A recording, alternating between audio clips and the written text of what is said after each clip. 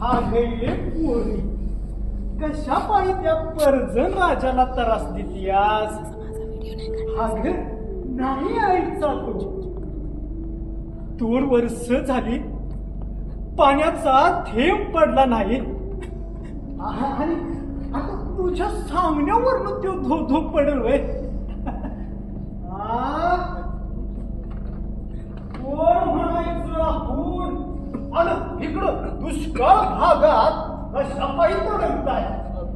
आलो सहज आलो होतो, म्हटलं दुष्काळ जरा जवळून बघावं. ए छोटी, तू म्हण ना गाणं, मी पण